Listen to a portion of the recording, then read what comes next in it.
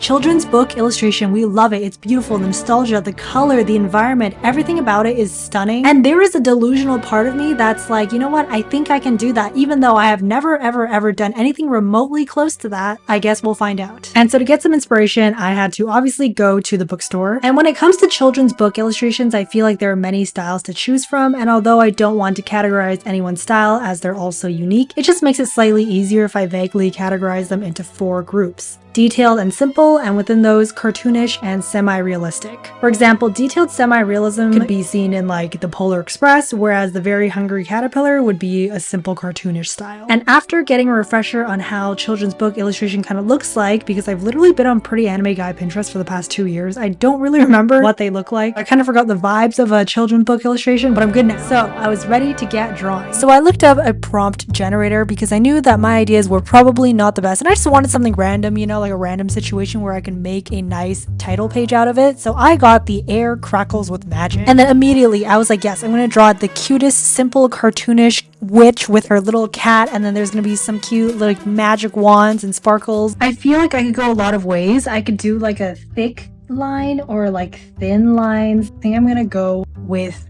thick lines just because I always do thin, so I'll just switch it up a little bit. But I'm still using the same brush that I always use. I'm using the Yummy liner brush, and I sometimes like using the textured coloring brush as well. So here I am going in with those thick lines. Yep, you see right there, very cartoonish, very cute. Honestly, I was gonna give her some real hands, but I'm not feeling it right now, so they're just gonna get cute little mochi hands. I have no idea why I called it mochi hands in the moment, like stubs, I guess. I went for the stub hands. Yep. Also, in retrospect, I feel like I should have looked at a little bit more references because I just went freestyle on this. Like, I had really no plan. And besides looking at a few children's book illustrations in the bookstore, I didn't look at anything else because I was like, you know what? I want to make it as close to my style as possible. I don't know if this makes any sense, but if you like look at too many different art styles, you kind of want to try and copy them. So I was like, you know what? I'm just gonna look at the bare minimum, and then I'm just gonna freestyle everything else because that would then be the most authentic me, if that makes any sense. Yeah, that is what I tried to do, okay? So if it looks a little bit wonky, you know why. And then here comes the most important part, which is adding the color. So I also, again, winged it with the color. I realized that this is probably not the best idea because I found out later that doing a night scene for a children's book is quite hard because you want the covers to be quite bright, very vibrant, so that it's more eye-catching. So I think I had to make the colors a little bit more muted for that to work out. You know, it worked out in the end, I think, but